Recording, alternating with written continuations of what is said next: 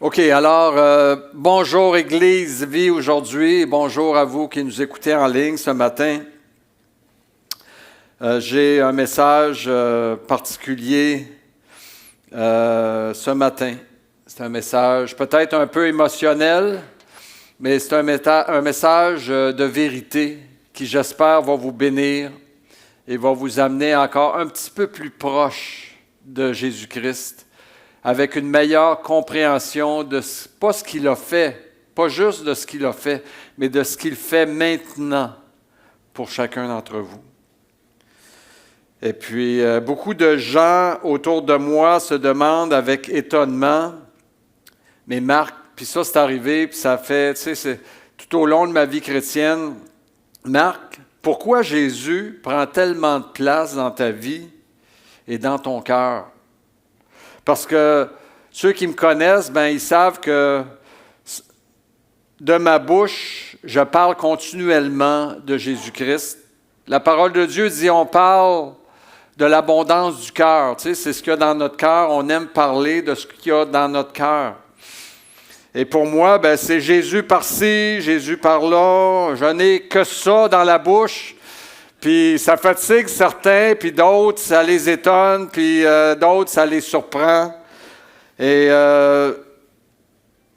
y a comme une incompréhension parfois à mon égard. On se demande quel type je suis.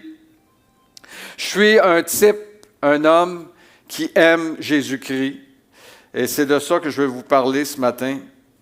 Parce que j'ai reçu de Jésus personnellement les deux plus grands dons qu'un homme puisse recevoir ici-bas. J'ai reçu le pardon de mes péchés, et j'ai reçu 2, la vie éternelle. Non, mais pensez-y, là. Elon Musk, actuellement, serait l'homme le plus riche du monde, n'est-ce pas? Je pense que sa fortune personnelle dépasse les 1000 milliards. Je me trompe peut-être, là, mais on est... Non, je suis trop loin, je suis trop haut, là. Michel? 400 milliards, c'est quand même pas mal. Tu sais, le gars, là, lui, là, il ne se pose pas la question s'il va manger à soir, là, tu sais. Il ne se demande pas s'il va être capable de payer son hypothèque, là. Tu comprends? Tous les petits problèmes de la vie que nous, ça nous fatigue, là, il ne faudrait pas que l'auto brise cette semaine ou ce mois-ci, parce que je ne sais pas qu'est-ce que je vais faire. Lui, là, il n'a pas, ce problème-là, vous comprenez? Il a son jet privé, puis il a accès à n'importe quel moyen de transport quand il veut. Mais, entre vous et moi, après tout ça, qu'est-ce que cela?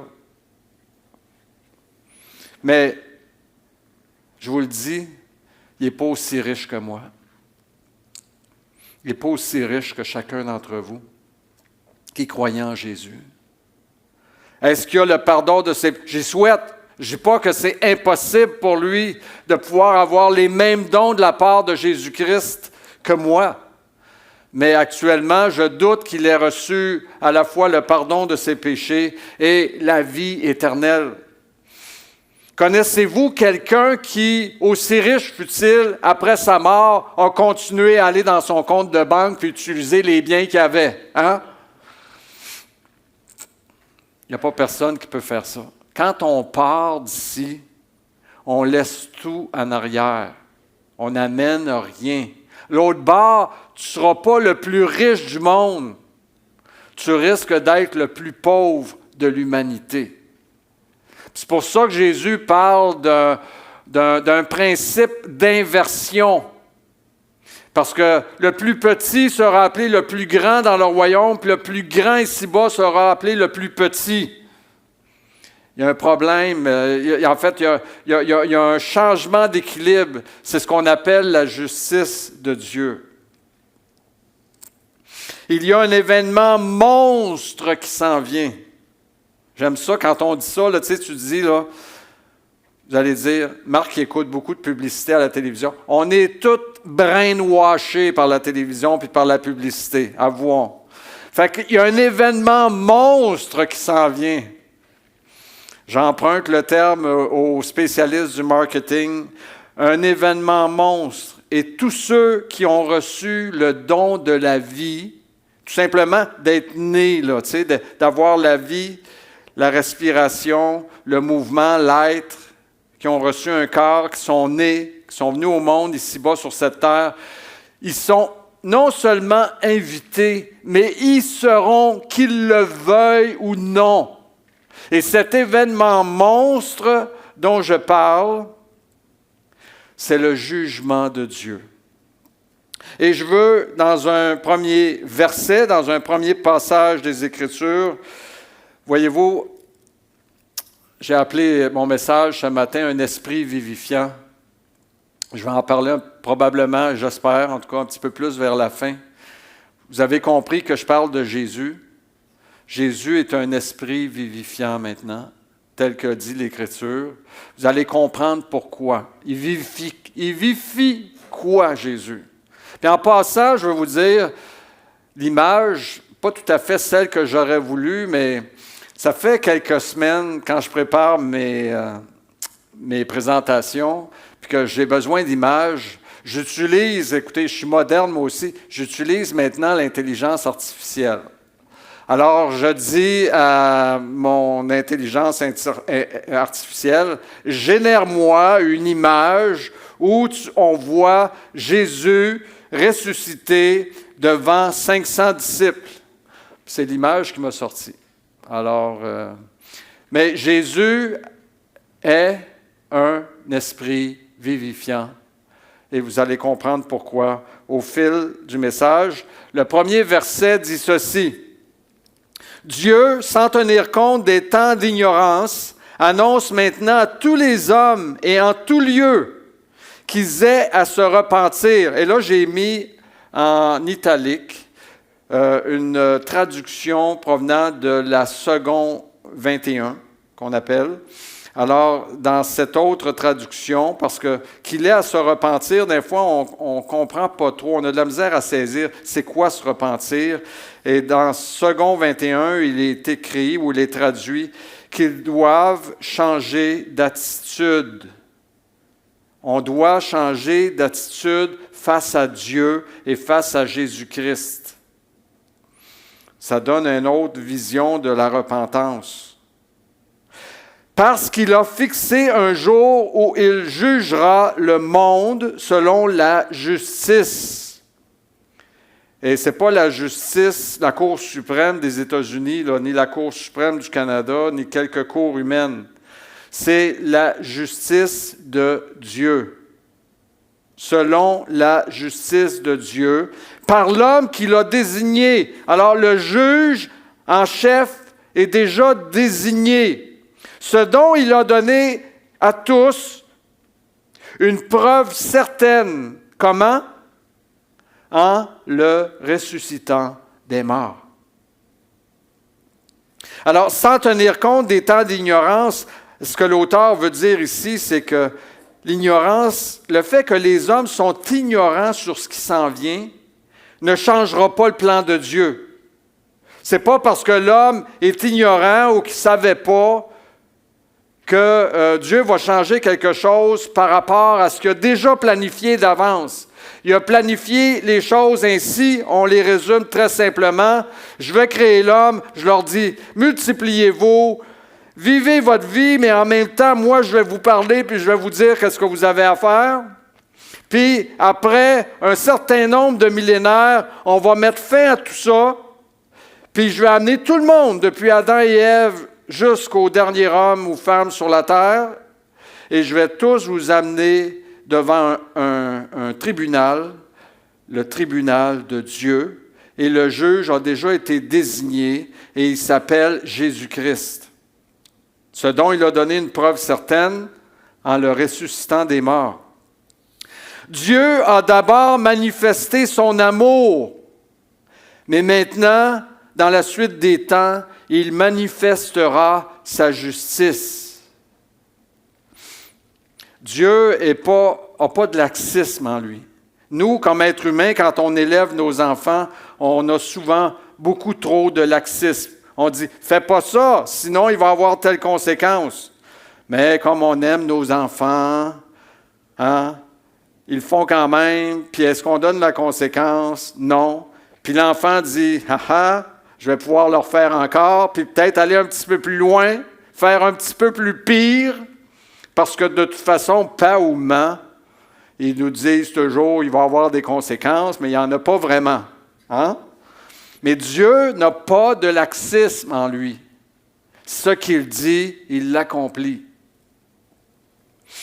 Et je vous prie, je vous supplie, à genoux, vous qui écoutez ce message, que ce soit en ligne ou ici présent parmi nous, de ne pas faire comme les auditeurs à qui cette parole a été annoncée, parce que là, ici, Acte 17 nous rapporte un discours de l'apôtre Paul devant un auditoire, des rois, des princesses, puis il y a toutes sortes de monde qui sont là, puis Paul annonce l'Évangile. Et en terminant, il termine en mentionnant la résurrection de Jésus-Christ. Et voyez la réaction des auditeurs, puis je vous prie de ne pas agir ainsi. Il est dit, lorsqu'ils entendirent parler de la résurrection des morts, les uns se moquèrent et les autres dirent, nous t'entendrons là-dessus une autre fois. La résurrection, c'est tellement un sujet difficile non seulement à comprendre, mais difficile à croire. On est habitué, tu sais, si on avait déjà vu quelques résurrections dans notre vie, on pourrait dire, ah ben ok, on comprend, on s'attend à ça, on y croit.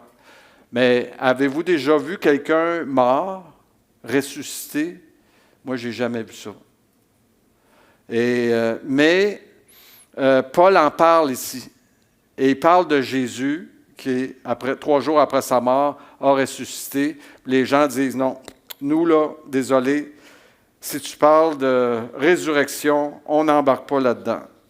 Et ce message, et pourtant, le message de la résurrection est un message d'une importance capitale. Moi, je suis une personne dans l'histoire biblique qui se poursuit encore en 2025. C'est parce qu'on a la Bible chez nous, on lit la Bible, puis on se dit, bien, l'histoire de la Bible est terminée, est complétée. Non. On est encore dans l'histoire biblique. C'est juste qu'elle n'a pas été écrite et ajoutée au Nouveau Testament. Mais on est encore dans les Actes des Apôtres. Il y en a qui se posent la question, il me semble que les Actes des Apôtres, ça arrête abruptement. Et l'ensemble des théologiens qui ont étudié les Actes des Apôtres regardent ça et ils expliquent en disant c'est parce que, en fait, l'Esprit continue à travailler après la fin du ministère de Paul. Et les actes des apôtres ou les actes du Saint-Esprit, parce qu'il y en a qui considèrent que les actes des apôtres, c'est les actes du Saint-Esprit, continuent après le départ ou après l'arrêt du ministère de Paul. Et nous sommes, nous, dans cette continuité-là. C'est pour ça que je vous dis, on est encore dans l'histoire biblique. Et moi, je suis une de ces personnes à qui Jésus a dit, « Tes péchés sont pardonnés. » Et ça, c'est vraiment extraordinaire que Jésus, cette parole que Jésus m'a donnée. Il y en a qui vont dire, « Ouais, mais comment est-ce que Jésus a pu te dire, Marc, que tes péchés te sont pardonnés, puisque tu n'as jamais vu Jésus? » C'est vrai que je ne l'ai jamais vu. Mais j'ai reçu celui que Jésus m'a envoyé. Et vous connaissez la parole, hein, l'enseignement de Jésus. Celui qui vous reçoit, me reçoit. Et celui qui me reçoit, reçoit celui qui m'a envoyé, c'est-à-dire Dieu le Père. Et moi, un jour, j'ai reçu ceux que Jésus m'a envoyés pour me parler de sa part et pour me dire, Marc, si tu crois le message de Jésus, tes péchés sont pardonnés. Et j'ai cru, et mes péchés ont été pardonnés. Et d'ailleurs, je m'appuie sur ce passage des Écritures qui dit ceci, « Tous les prophètes rendent de lui le témoignage. » Tous les prophètes, tout l'Ancien Testament rend témoignage que quiconque croit en lui reçoit par son nom le pardon des péchés. J'ai reçu le pardon des péchés. Et pourquoi? Pourquoi c'est un grand don? Pourquoi c'est un grand trésor à mes yeux? Pourquoi ça a changé ma vie que mes péchés soient pardonnés? C'est parce que je sais que lors de l'événement monstre qui s'en vient, je vais être absous. Quand je vais passer devant le juge, le grand juge, le Seigneur va dire, « Viens avec moi, fidèle serviteur, et rentre dans la joie de ton maître. » Je ne serai pas condamné pour mes péchés. C'est pour ça que c'est quelque chose de grandiose. C'est pour ça que c'est un don extraordinaire. C'est un don important à recevoir. C'est pour ça que c'est important de croire en Jésus pour le pardon de vos péchés. Et il est dit ici, dans Romains 6, 23, « Car le salaire du... » C'est un verset, je le sais, il y en a, ils ont tellement lu souvent ou entendu souvent ce verset-là que parfois ça rentre d'une oreille et ça sort par l'autre. Mais regardons-le avec le cœur ce matin. Regardez ce matin tous les passages des Écritures qui vous sont cités avec le cœur. Et je sais que vous avez comme obstacle ce que moi-même j'ai parfois lorsque je suis assis pour écouter le message, votre corps. Notre corps a de la misère à suivre parfois, puis je le comprends. Mais ici, il est écrit, « Car le salaire du péché, c'est la mort, mais le don gratuit de Dieu, c'est la vie éternelle en Jésus-Christ, notre Sauveur. » Alors, le fait que mes péchés soient pardonnés va m'éviter de recevoir comme sentence lors du jugement la mort, qui est inévitable pour ceux qui vont vouloir se présenter sans Jésus-Christ devant le grand juge. La Bible dit d'ailleurs que tous ont péché, parce qu'il y en a qui vont dire « Ouais, mais moi, c'est pas bien grave, j'ai jamais péché dans ma vie. Moi, je connais pas le péché. » La parole de Dieu dit que tous ont péché et sont privés de la gloire de Dieu. Mais il est aussi écrit, parce que moi, je suis un pécheur, OK? En passant, là, si vous pensez que moi, je suis un saint, là, détrompez-vous. J'en ai fait des bévues, j'en ai fait des gaffes, j'en ai fait des péchés dans ma vie. Puis je risque d'en faire encore. Puis que Dieu m'en garde, s'il vous plaît, Seigneur, aide-moi à marcher dans tes voies. Mais je suis un pécheur au même titre que tous les autres. Je ne suis pas meilleur que les autres. Mais Romains 8 nous dit ceci, « Il n'y a donc maintenant aucune condamnation pour ceux qui sont en Jésus-Christ. » Qu'est-ce que ça veut dire, ça? Ça nous parle encore du jugement à venir, parce qu'il est dit, il n'y aura pas de condamnation. Ça veut dire que ceux qui ne seront pas en Jésus-Christ, qu'est-ce qu'ils vont avoir? Ils vont avoir une condamnation. Et c'est quoi la condamnation? Bien, on l'a lu juste avant. Le salaire du péché, malheureusement, c'est la mort. Alors, il y a une seconde mort qui s'en vient. On est tous un peu affectés par la mort physique, mais la mort, la seconde mort, la mort spirituelle, elle est encore plus terrible, plus terrifiante. Moi donc, j'ai reçu le pardon de mes péchés et j'ai reçu le don de la vie éternelle. Et c'est surtout maintenant de ce don de la vie éternelle dont je veux vous parler. C'est un don extraordinaire.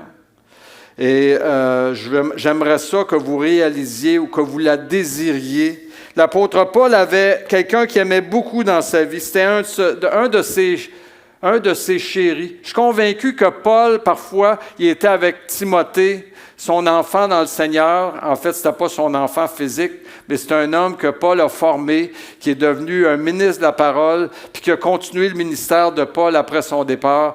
Puis Paul le chérissait, cet homme-là. Il le chérissait. Je suis convaincu qu'il a pleuré dans ses bras. Tu sais, c'était plus qu'un disciple. C'était un ami, c'était un frère, c'était un bien-aimé. C'est quelqu'un avec qui il a souffert. Et puis, il dit à Timothée, il dit, « Saisis, Timothée, mon enfant, je t'en supplie, saisis la vie éternelle à laquelle tu as été appelé. » C'est un appel. Et moi, je vous donne cet appel-là, cette invitation-là ce matin. Je vous dis, saisissez la vie éternelle. Ne la laissez pas passer. C'est un don extraordinaire qui vous est offert par la foi en Jésus-Christ. Parce que, malheureusement, nous sommes tous confrontés déjà au spectre de la mort. OK? On est tous confrontés à cette réalité. Je vous dirais que c'est la pire conséquence. Tu sais, il y a eu dans le jardin d'Éden, vous allez lire la Genèse, puis Dieu donne des conséquences à Adam et Ève à cause du péché. Mais la pire des conséquences, la pire, pour moi, c'est la mort. L'arbre de vie, là, l'arbre de vie éternelle, là, regardez-le une dernière fois, mes amis, on va dire les petits gars, mais il y avait une femme là-dedans aussi, hein, un petit gars et une petite femme. Alors, regardez-le, là, l'arbre de vie éternelle, là, parce que c'est la dernière fois que vous le voyez. Vous allez mourir maintenant. Je vous l'avais dit. Vous n'avez pas écouté. Maintenant, je vous mets hors du jardin. Vous n'avez plus accès à l'arbre de vie éternelle. Puis, à un moment donné, vous ne la trouverez pas drôle parce que vous allez voir la fin de votre existence arriver. Le spectre de la mort physique est un spectre terrifiant quand on y pense. Dans mon cas, par le passé, j'ai été confronté souvent avec la mort. J'ai vu énormément de frères et sœurs que je connais qui sont déjà rendus avec le Seigneur, qui sont morts. J'ai plein de personnes dans ma famille, des gens que je connais qui sont morts de maladie, de vieillesse ou par un accident. Puis, c'est sûr que ça me fait réfléchir à chaque fois que je connais quelqu'un qui meurt, qui est proche de moi, qui est dans mon environnement, dans mes connaissances.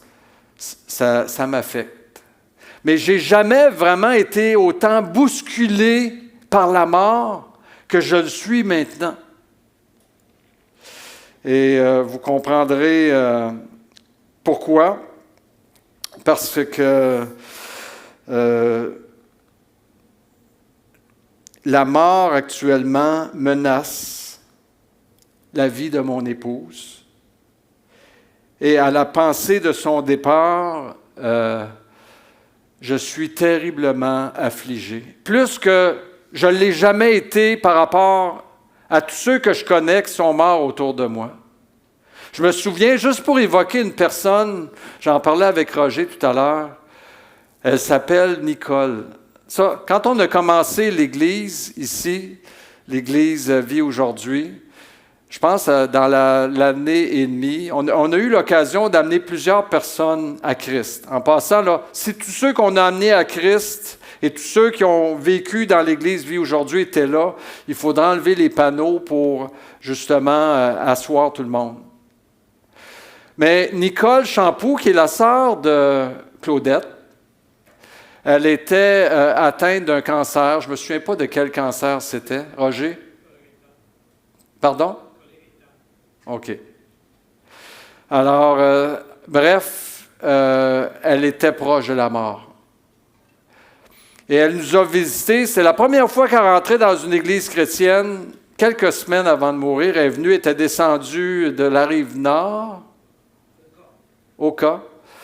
Et puis avec son conjoint, puis elle était venue ici, elle voulait absolument venir à l'église parce qu'elle était touchée par le témoignage de Claudette et de Roger qui lui parlaient de Jésus, de l'importance de croire en Jésus. Puis quand elle est venue ici, qu'elle a vu l'église, hey, on n'était pas gros, on était une quinzaine maximum, on était bien, on ne se réunissait pas ici, on était dans une petite salle.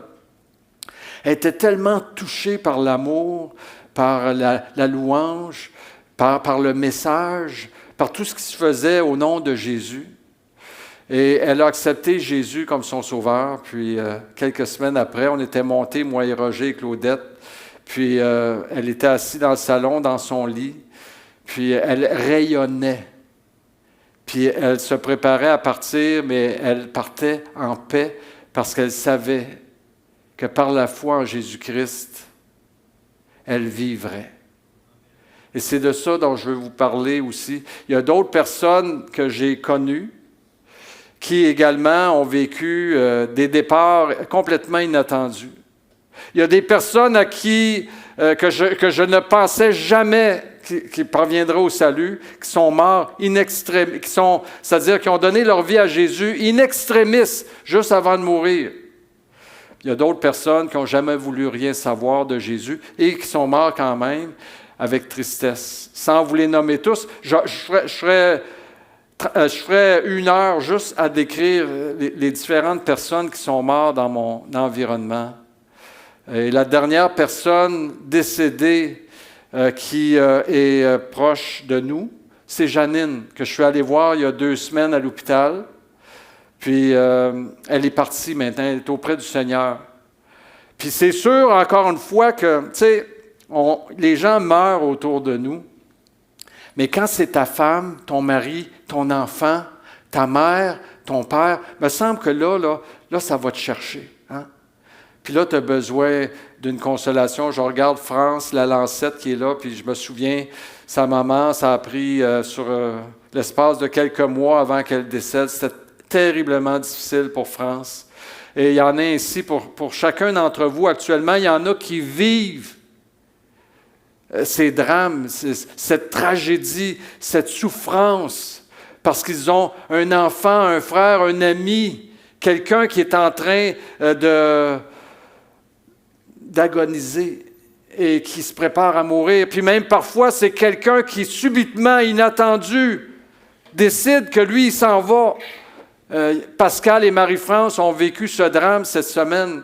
La mort, le spectre de la mort plane sur cette planète, sur cette terre, et nous effraie. Nous amène à vivre des émotions difficiles.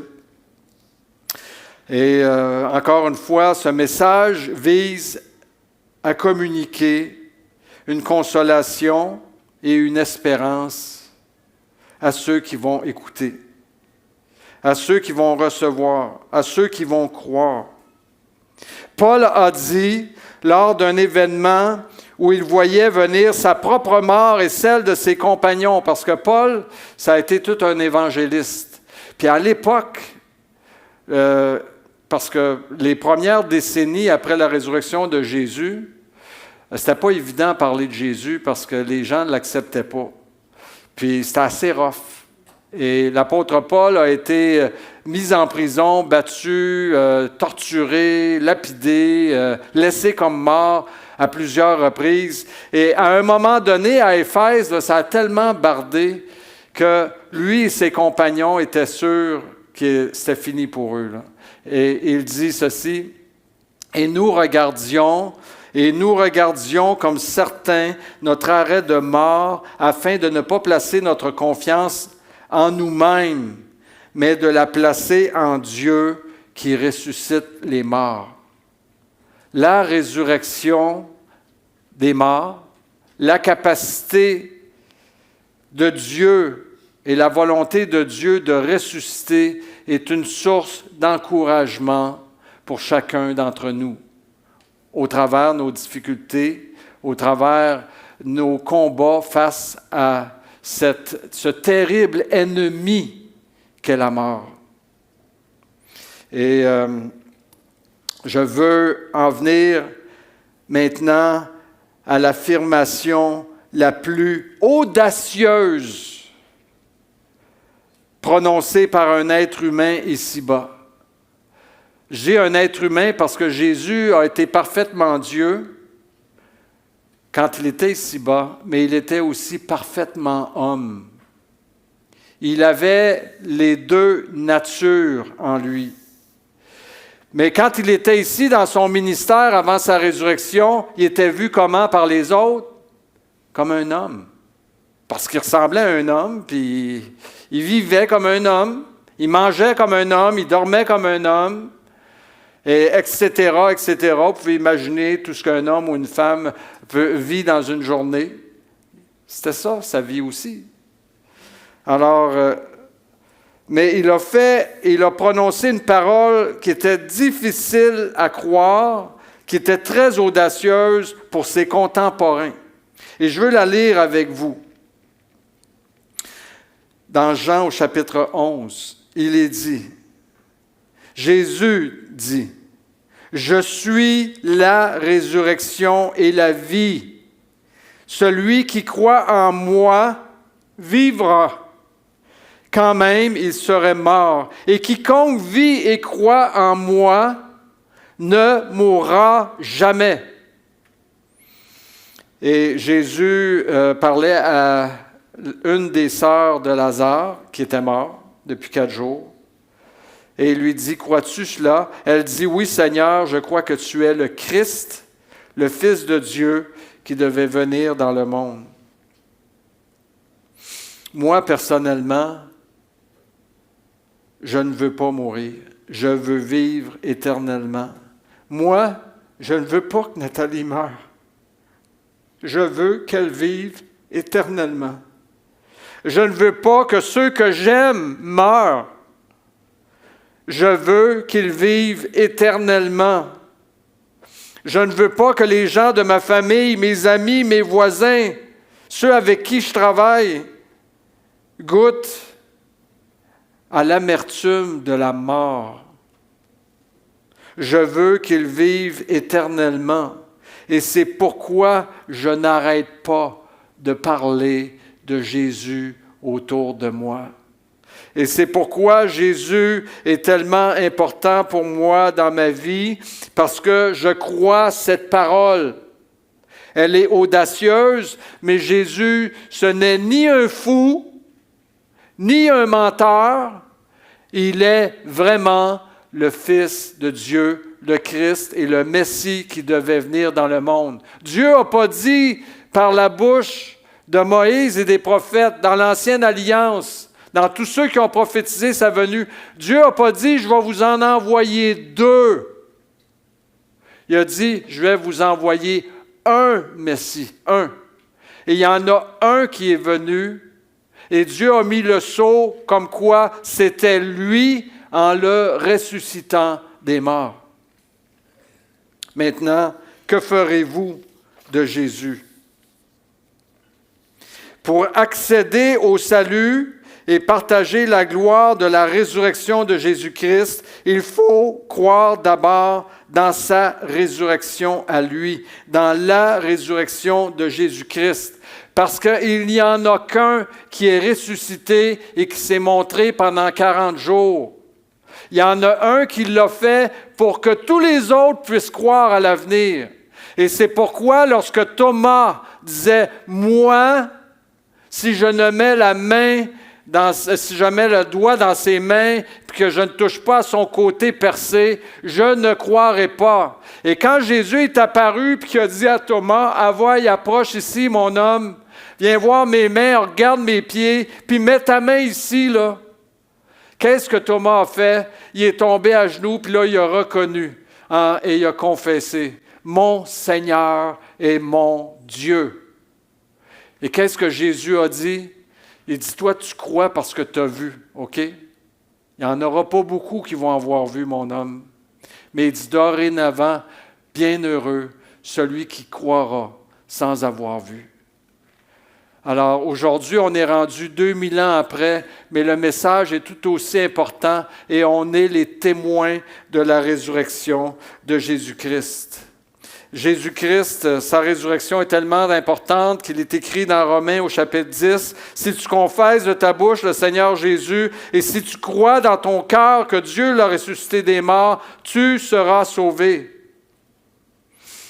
Alors, la foi en sa résurrection est tellement importante, est tellement consolatrice aussi, est tellement porteuse d'espoir pour nous qui souffrons à cause de la mort qui frappe autour de nous, des gens qui nous sont chers, des gens que nous aimons. Peut-être direz-vous, ouais, mais qu'est-ce qui prouve que Jésus est ressuscité des morts? Le témoignage des apôtres le démontre, et ceux qui l'ont vu ressusciter. Le témoignage de la parole de Dieu le démontre, pour ceux qui lisent les Écritures. le témoignage de ceux qui annoncent, en fait, de ceux dont la vie a été complètement changée et qui annoncent Jésus-Christ. Moi, je vais vous dire, quand j'ai connu le Seigneur, j'étais, pour vous donner une courte description, j'étais ce qu'on appelle soit un hippie ou soit un guenillou. En tout cas, je ne sais pas trop comment on pouvait me définir, mais quand je suis rentré dans une église chrétienne, il y en a qui m'ont regardé et qui nous ont dit, lui, puis parce qu'ils sont venus se confesser après et me dire, Marc, on s'excuse.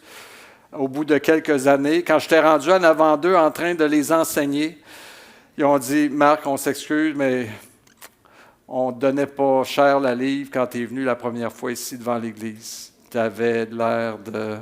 Ben oui, je comprends, j'étais habillé en bottes à eau, j'avais un vieux manteau à 3 piastres d'un comptoir familial, j'avais une vieille paire... À l'époque, là, les jeans troués, là, déchirés, c'était pas la mode, là. OK?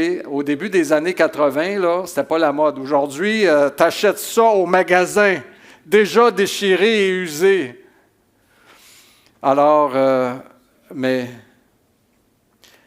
quand on rencontre Jésus, puis qu'au bout de quelques semaines, tes amis avec qui tu buvais, avec qui tu consommais, avec qui tu faisais, en tout cas, le party, qui commençait parfois le jeudi, puis qui finissait le mardi suivant, puis qu'ils arrivent chez vous, et puis que là, tu as une Bible dans la main, puis que tu es en train de leur parler de Jésus avec larmes en disant « Je vous en supplie, croyez, parce que c'est terrible ce qui s'en vient si vous ne vous convertissez pas à Jésus. » Je pense que quelque part, que ce soit moi ou d'autres, là, parce que c'est arrivé à plein d'autres, je pense qu'il y a quelque chose de divin là-dedans. Je pense qu'il y a un témoignage qui vient pas des hommes, là, mais qui vient de Dieu au travers de ça. C'est ce que produit la nouvelle naissance sur les hommes qui connaissent, qui se convertissent au Seigneur. Alors, ça, c'est un témoignage de ceux dont la vie a été changée et qui annoncent Jésus, est une preuve que Jésus est ressuscité. Et le témoignage du Saint-Esprit qui vient parler au cœur des pécheurs et qui cherche à les convaincre, parce que bien avant qu'on arrive avec l'Évangile pour dire à quelqu'un « Hey, il faut que tu crois en Jésus », ça fait peut-être déjà 2 puis 3 ans que le Saint-Esprit est sur lui, en train d'essayer de le diriger, de l'organiser, de l'orienter vers la foi en Jésus-Christ. Vous croyez cela, n'est-ce pas? Vous savez cela. Et peut-être qu'il y a quelqu'un ici qui déjà est confronté avec une puissance sur lui qui veut essayer de l'amener à Jésus-Christ avant même d'avoir connu un chrétien ou avant même d'être entré dans une église chrétienne. Le Saint-Esprit agit actuellement pour convaincre les hommes. Parce que les apôtres qui sont morts, qui ont donné leur vie en martyr, est-ce qu'on mourrait pour défendre un mensonge? Admettons que Jésus n'est pas ressuscité, là. Puis que c'est un canular. Ils ont volé le corps, comme ça s'est répandu, parce que quand les soldats sont arrivés et qu'ils ont raconté que la grosse lumière, il était comme mort, effrayé, puis qu'il n'y avait plus personne dans le tombeau par la suite, on leur a dit, on vous donne de l'argent, puis vous allez aller répandre ce mensonge-là. Dites, les disciples sont venus voler le corps. Et puis, comme ça, puis si... le gouverneur veut vous décapiter parce que vous n'avez pas fait votre job, on va vous défendre. T'sais. Disons que j'aurais pas voulu être un des soldats qui étaient là. Pas sûr que j'aurais fait confiance à ces chefs religieux juifs. Mais est-ce qu'on mourrait pour défendre un mensonge? Pense pas. Feriez-vous ça, vous, non? Est-ce qu'on mourrait si une vérité n'était pas cruciale pour ceux qui doivent l'entendre? Parce qu'au final, les apôtres ne sont pas juste morts parce qu'ils ont dit que Jésus est ressuscité. Ils sont morts parce qu'ils ont dit « Repentez-vous et croyez au nom de Jésus, sinon vous mourrez. » Et ça ne faisait pas l'affaire. Pourquoi est-ce qu'on a dit de Jésus, qu'on haïssait Jésus, que Jésus a eu tant d'opposition? Jésus dit « Le monde me hait parce que je rends témoignage que leurs œuvres sont mauvaises. » Et quel est le témoignage que l'Église rend? Quel est le témoignage qu'on rend au monde en marchant pour le Seigneur avec ferveur, en ayant juste ça à la bouche, Jésus par-ci, Jésus par-là. On rend au témoignage au monde que leurs œuvres sont mauvaises. Changez d'attitude, changez de voie, dirigez-vous vers Jésus maintenant, marchez avec lui, donnez-lui votre vie, afin de ne pas être condamné dans l'événement monstre qui s'en vient. Alors, la mort des disciples, dans le premier siècle, là, il y a eu des milliers de morts. Puis, je voudrais dire aussi qu'aujourd'hui même, en 2025, il y en a qui meurent pour le nom de Jésus-Christ, pour attester que Jésus est le Christ, le Fils de Dieu, et qu'en croyant en son nom, on a la vie éternelle. Alors oui, cette parole que Jésus a prononcée, elle est audacieuse, mais elle est vraie. Et c'est pour ça qu'on y croit. Et je veux, dans ma dernière page de discours, vous faire lire cette déclaration aussi de Paul par rapport à la résurrection, qui allait bien avec l'image ici des 500 personnes. Je pense qu'il en a mis plus. Il faudrait que je vérifie avec l'intelligence artificielle. Je ne les ai pas comptés. J'avais dit, mais moi, 500 disciples autour de Jésus, qui est devenu un esprit vivifiant, puis il m'a donné cette image-là. Bon, bref. On revient maintenant. Pourquoi j'ai dit 500? Parce qu'on va lire ensemble un petit passage de 1 Corinthiens 15 sur la résurrection de Christ. Et l'apôtre Paul dit, « Je vous ai enseigné avant tout, comme je l'avais aussi reçu, que Christ est mort pour nos péchés, selon les Écritures, et qu'il a été enseveli, et qu'il est ressuscité le 3e jour. » OK. Selon les Écritures, toujours. Et qu'il est apparu à Céphas, c'est-à-dire l'apôtre Pierre, puis aux 12, et ensuite il est apparu à plus de 500 frères à la fois, dont la plupart sont encore vivants. Et ça, moi, ça m'accroche. Et ça a donné tout un coup d'envoi au christianisme, en fait, à la voix du Seigneur, pour que les gens, que l'Évangile, que la bonne nouvelle soit annoncée, que les gens puissent être sauvés. Donc, Paul dit, et dont quelques-uns sont morts. Ensuite, il est apparu à Jacques, puis à tous les apôtres, après eux tous, il m'est aussi apparu à moi, comme à l'avorton. Car je suis le moindre des apôtres, je ne suis pas digne d'être appelé apôtre, parce que j'ai persécuté l'Église de Dieu. Vous savez que Paul est un de ceux-là dont le témoignage est très solide, parce que lui, il tuait les chrétiens avant de voir Jésus. Puis après ça, il s'est mis à annoncer qu'il fallait croire en Jésus. Fait que ça donnait, selon moi, pas mal de crédibilité à son message.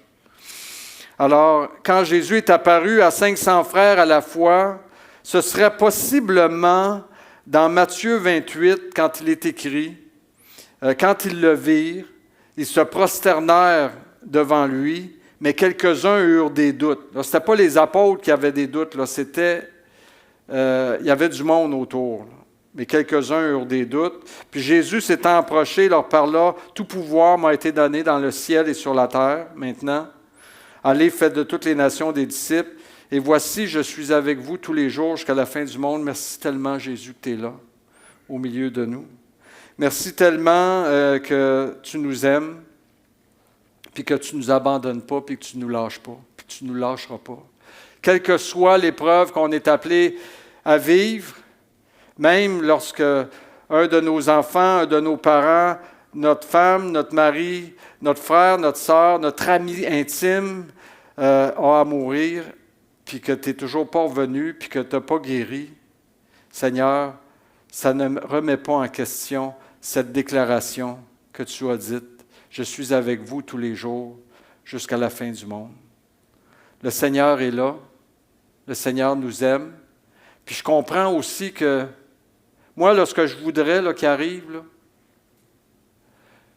je voudrais que le Seigneur arrive demain. Tu sais, ça réglerait bien des problèmes. On va prendre l'enlèvement avec lui, la première résurrection va commencer. Mais en même temps, je veux que d'autres personnes soient sauvées. Moi, là, avant que je me convertisse, il y avait du monde, des chrétiens qui souffraient. La mort de leur chair, de leur personne chère autour d'eux, qui vivaient des drames très, très difficiles, puis qui devaient se dire, « Seigneur, tu peux-tu revenir maintenant? Ça va régler tous mes problèmes. » Mais si Jésus avait écouté leur prière, moi, je n'aurais pas connu le Seigneur, puis j'aurais pas pu passer des ténèbres à la lumière, de la mort à la vie. Alors, je te remercie, Seigneur, de ta patience. J'ai compris que, comme Pierre le dit, il dit, Dieu ne tarde pas, mais il prend patience envers vous, afin qu'un plus grand nombre soit sauvé. Pourquoi? Parce que c'est long à répondre à l'appel de Dieu. Moi, la première fois que j'ai entendu l'invitation d'accepter Jésus comme mon sauveur, je me suis dit, ouais, peut-être. Ah oui, j'ai le temps encore. Il n'y a rien qui presse. Voyons donc. Ça viendra bien un jour, à un moment donné. Je vais attendre que... Il y aura peut-être des situations encore plus importantes, mais pour l'instant, j'ai le goût encore de vivre ma vie sans t'avoir sur mon dos. Comme quand j'étais jeune à la maison, puis que mon père et ma mère étaient sur mon dos pour me dire « Fais pas ci ou fais ça comme ça. » Dieu est patient, OK? Mais à un moment donné, la porte va se fermer. Alors, j'espère que ce message ce matin est un message de consolation pour ceux qui souffrent, parce que quand bien même on mourra, on ne mourra pas. Quand bien même notre corps va mourir, on ne mourra pas, parce qu'on a la vie éternelle et c'est une parole certaine et entièrement digne d'être reçue. Mais attendez pas trop longtemps avant de donner votre vie au Seigneur. Parce que si vous ne lui donnez pas votre vie, il n'y a pas de salut dans l'autre voie. Il n'y a pas de salut dans l'autre voie. Ça mène à la perdition. Il y a juste une voie qui mène à la vie éternelle, c'est Jésus-Christ. Alors que Dieu vous bénisse, chacun d'entre vous. Merci d'être là. Puis merci aussi de votre amour. Paul a prêché l'amour dimanche dernier, puis je rends grâce à Dieu pour l'amour qui habite vos cœurs, la compassion, l'empathie. Et puis, merci infiniment pour ça. J'ai besoin de votre amour, vous avez besoin de la mienne, on a besoin les uns des autres, puis on va continuer aussi à aller de l'avant par la grâce de Dieu. Que Dieu vous bénisse. Amen. Seigneur, je t'aime. Ta bonté ne faille jamais. Chaque jour, tu me tiens dans tes mains. Dès le moment où je m'éveille et jusqu'à mon coucher, je chanterai combien mon Dieu est bon. Amen. Tu as toujours été fidèle. Tu as toujours été là pour moi. Avec le souffle qui m'est donné, je chanterai combien mon Dieu est bon. J'aime ta voix. Et quand je traverse le feu, tu es mon guide. Tu restes au plus près de moi. Amen. J'ai compris qui tu étais, mon Père et mon ami. J'ai découvert combien mon Dieu est bon. Tu as toujours été fidèle. Tu as toujours été là pour moi. le souffle qui m'est donné, je chanterai combien mon Dieu est bon. Confessons ensemble. Ta bonté ne faillit jamais, jamais ne faillira. Ta bonté ne faillit jamais, jamais ne faillira. Ma vie à tes pieds, je viens prosterner, je m'abandonne à toi. Ta bonté ne faillit jamais, jamais ne faillira. Ta bonté ne faillit jamais, jamais ne faillira. Ta bonté ne faillit jamais, jamais ne faillira. Ma vie à tes pieds, je viens prosterner, je m'abandonne à toi. Ta bonté ne faillit jamais, jamais ne faillira.